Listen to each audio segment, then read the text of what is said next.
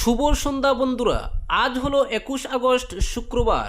আজকের সন্ধ্যার বিশেষ বিশেষ খবর হলো ধলাইয়ের ফ্রেঞ্চ নগরে নিখোঁজ যুবকের মৃতদেহ উদ্ধার, চাঞ্চল্য এলাকায়।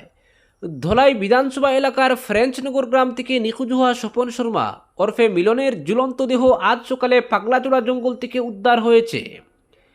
মৃতদেহ উদ্ধারের ঘটনায় এলাকায় চাঞ্চল্যের সৃষ্টি হয়েছে।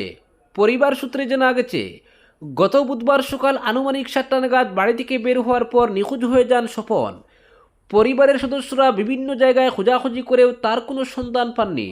পরে স্বপনের মা বেলারানী শর্মা লায়লাপুর পুলিশ পেট্রোল পোস্টে নিখোঁজ সংক্রান্ত অভিযোগ দায়ের করেন। অভিযোগ দায়েরের 3 দিন পর শুক্রবার ফ্রেঞ্চনগর এলাকার পাগলাচোড়া জঙ্গল থেকে তার মৃতদেহ উদ্ধার করা হয়। তবে কিভাবে তার মৃত্যু হয়েছে তা এখনও স্পষ্ট নয়। মৃত্যুর প্রকৃত কারণ জানতে পুলিশ তদন্ত শুরু করেছে।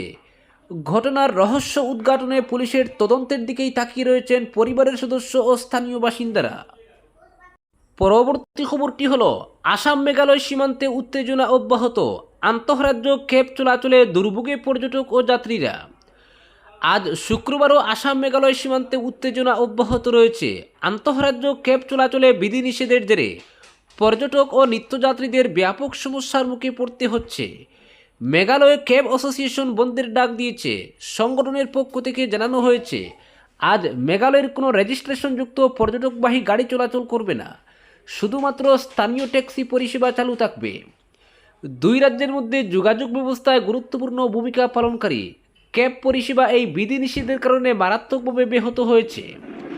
গুয়াহাটির এক বাসিন্দা বলেন, দুই রাজ্যের যোগাযোগ ব্যবস্থায় ক্যাব পরিষেবা গুরুত্বপূর্ণ ভূমিকা পালন করে, কিন্তু উভয় রাজ্যের সংগঠনগুলোর আরোপ করা বিধিনিষেধের কারণে পরিষেবা এখন ব্যাপকভাবে ক্ষতিগ্রস্ত। বর্তমানে আসামের রেজিস্ট্রেশনযুক্ত ক্যাবকে মেঘালয়ে প্রবেশ করতে দেওয়া হচ্ছে না। অন্যদিকে মেঘালয়ের বাণিজ্যিক ক্যাবগুলোকেও বারাপানির কাছে আটকে দেওয়া হয়েছে বলে জানা গেছে। শুধুমাত্র স্থানীয় ট্যাক্সিগুলোকে চলাচলের অনুমতি দেওয়া হচ্ছে।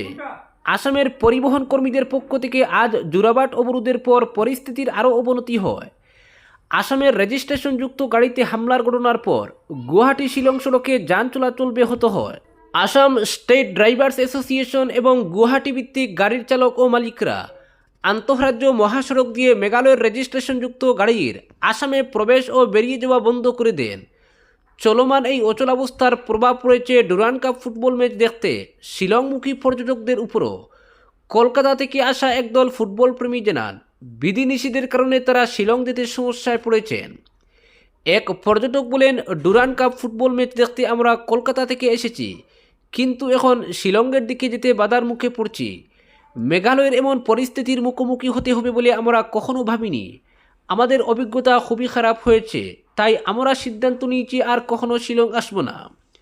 দুই প্রতিবেশী রাজ্যের মধ্যে মানুষের যাতায়াত এবং পর্যটন ব্যবস্থায় এই বিধিনিষেধের প্রভাব নিয়ে উদ্বেগ বাড়ছে। আন্তঃরাজ্য ট্যাক্সি দুই রাজ্যের মধ্যে যাতায়াতের অন্যতম গুরুত্বপূর্ণ মাধ্যম। পরিস্থিতির উপর আসাম ও মেঘালয় প্রশাসন ঘনিষ্ঠভাবে নজর রাখছে। যাত্রী ও চালকদের নিরাপত্তা নিশ্চিত করার পাশাপাশি পরিস্থিতি স্বাভাবিক করতে প্রশাসনের পক্ষ থেকে পদক্ষেপ নেওয়া হচ্ছে। পরবর্তী খবরটি হলো, দক্ষিণ করিমগঞ্জের মানুষের কণ্ঠস্বর হয়ে বিধানসভায় নতুন অধ্যায়ের সূচনা আমিনুর রশিদ চৌধুরীর। ভালোবাসা, আস্থা ও প্রত্যাশাকে সঙ্গে নিয়ে আসাম বিধানসভায় নতুন দায়িত্বের পথ চলা শুরু করলেন দক্ষিণ করিমগঞ্জের নবনির্বাচিত বিধায়ক আমিনুর রশিদ চৌধুরী।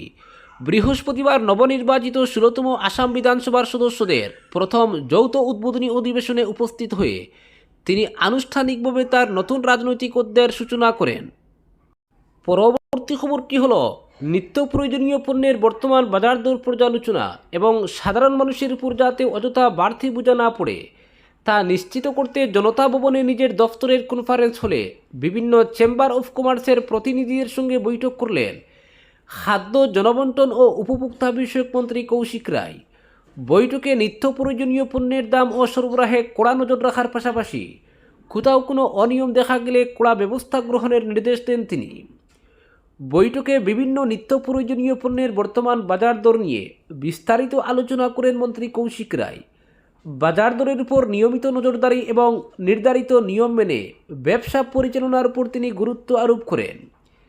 একই সঙ্গে উপভোক্তাদের স্বার্থ সুরক্ষিত রাখতে বাজার পরিস্থিতির উপর নজর রাখার প্রয়োজনীয়তার কথা বলেন। মন্ত্রী সংশ্লিষ্ট ব্যবসায়ী মহলকে সহযোগিতার আহ্বান জানিয়ে বলেন, নিত্য প্রয়োজনীয় পণ্যের দামে কোনো অযৌক্তিক বৃদ্ধি যাতে সাধারণ মানুষের জন্য সমস্যার কারণ না হয় তা নিশ্চিত করতে সকল পক্ষকে দায়িত্বশীল ভূমিকা পালন করতে হবে। কৌশিক রায় সংশ্লিষ্ট আধিকারিকদের বাজারে পরিদর্শন আরও জোরদার করার পাশাপাশি নিত্য প্রয়োজনীয় পণ্যের দাম ও সরবরাহের উপর কড়া নজরদারি রাখার নির্দেশ দেন।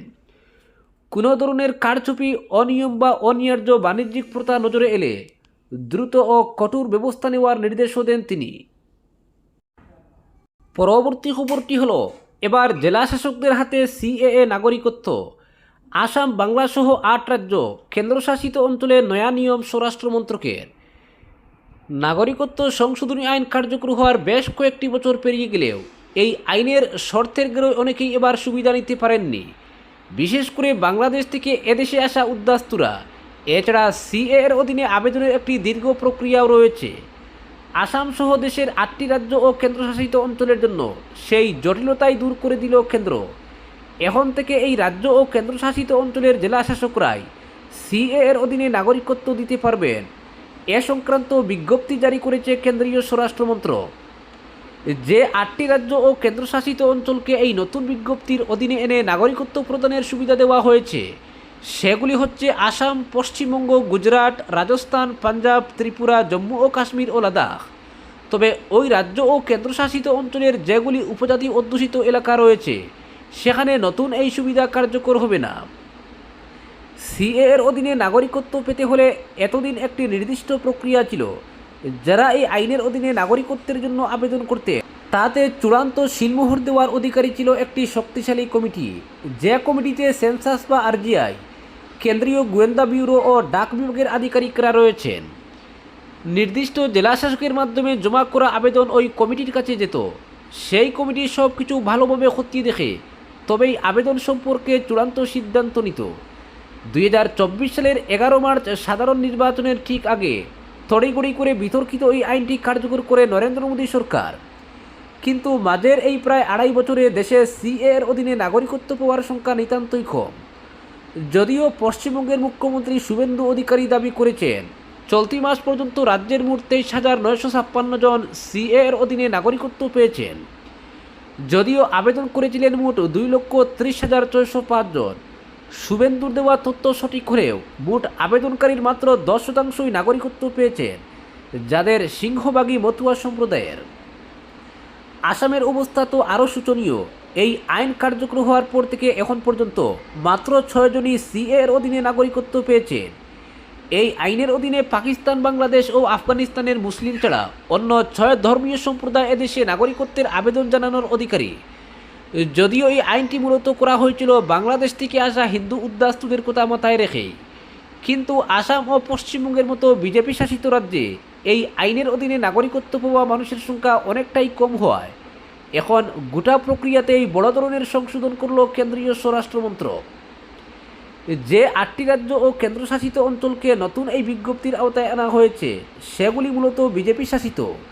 পাঞ্জাবে আম আদমি পার্টি ও জম্মু কাশ্মীরে খাতায় কলমে ন্যাশনাল কনফারেন্সের সরকার থাকলেও এটি কেন্দ্রের শাসনাধীন। পাঞ্জাবে গিয়ে বাংলাদেশিরা নাগরিকত্বের জন্য আবেদন জানাবেন না। পাকিস্তান থেকে আসা হিন্দুরাই সিংহভাগ ক্ষেত্রে নাগরিকত্বের আবেদন জানাবেন। একই অবস্থা রাজস্থান ও গুজরাটের ক্ষেত্রেও। যদিও 1951 নাগরিকত্ব আইনে ওইসব রাজ্যে পাকিস্তান থেকে আসা হিন্দুদের নাগরিকত্ব দেওয়ার বিধান রয়েছে এবং জেলা শাসকরাই এই নাগরিকত্ব দিয়ে থাকেন। ফলে তাদের ক্ষেত্রে সিএএ খুব একটা গুরুত্বপূর্ণ নয়। জম্মু ও কাশ্মীর এবং লাদাখের ক্ষেত্রে কেন্দ্রেরই সরাসরি নিয়ন্ত্রণ থাকবে। ফলে স্বরাষ্ট্র মন্ত্রকের সর্বশেষ এই সিদ্ধান্ত মূলত কার্যকর হবে আসাম, ত্রিপুরা ও পশ্চিমবঙ্গের ক্ষেত্রে। এখন থেকে এই রাজ্যগুলির জেলা শাসকরাই আবেদন খতিয়ে দেখে নাগরিকত্বের স্বীকৃতি দিতে পারবেন। এর জন্য কেন্দ্রের উচ্চ শক্তিশালী কমিটির সিলমোহরের প্রয়োজন পড়বে না। যারা 2014 সালের 31 মার্চের আগে ভারতে এসেছিলেন তারাই এই আইনের আওতায় নাগরিকত্ব পাওয়ার অধিকারী। নতুন এই বিজ্ঞপ্তিতে এখন এই আইনের 6 ধারার অধীনে এই 8 রাজ্য ও কেন্দ্রশাসিত অঞ্চলের জেলা শাসকরা সিএএর আওতায় নাগরিকত্বের আবেদন গ্রহণ, যাচাই করে দেখা এবং আবেদনের চূড়ান্ত নিষ্পত্তির অধিকারী। নতুন বিজ্ঞপ্তিতে বিধি সংশোধন করে জেলাশাসকদের আবেদনকারীদের নথি পরীক্ষা করে দেখা, প্রয়োজনীয় তদন্ত করা সহ আবেদনকারীদের শপথ গ্রহণ করার ক্ষমতা দেওয়া হয়েছে। সব কিছু খতিয়ে দেখে যদি জেলাশাসক নিশ্চিত হন তবে তিনি আবেদনকারীর নাগরিকত্ব মঞ্জুর করবেন। প্রশ্ন উঠছে, একটি কেন্দ্রীয় আইনের আওতায় বেছে বেছে কয়েকটি রাজ্যকেই এই সুবিধা কেন এবং এমনটা কতটা সংবিধানসম্মত? অনেকে মনে করছেন 4 মাস আগে বুটে ক্ষমতা দখল করা বাংলাকে পাখির চুপ করেই এই সংশোধনী এনেছে কেন্দ্রীয় স্বরাষ্ট্রমন্ত্রক। কারণ এই রাজ্যের মতুয়াদের কল্যাণেই মূলত বিজেপির রাজ্যাভিষেক সম্ভব হয়েছে। নাগরিকত্ব না পাওয়ায় এই সম্প্রদায়ের মধ্যে গত বছরখানেক ধরেই বিজেপির বিরুদ্ধে অসন্তোষ সৃষ্টি হচ্ছিল। মমতা বন্দ্যোপাধ্যায়ের নেতৃত্বাধীন তৃণমূল সরকার রাজনৈতিকভাবে যাতে বিজেপি ফায়দা তুলতে না পারে ওই রাজ্যে সিএএকে কার্যত বুতা করে রেখেছিল। মমতা তো প্রকাশ্যেই এই আইনের আওতায় আবেদন না করতে রাজ্যের মানুষকে উৎসাহ দিয়ে গিয়েছেন। ফলে বিভ্রান্তি থেকেই অনেকে এই আইনে আবেদন জানাননি। আজকের বিশেষ সংবাদ এখানেই সমাপ্ত।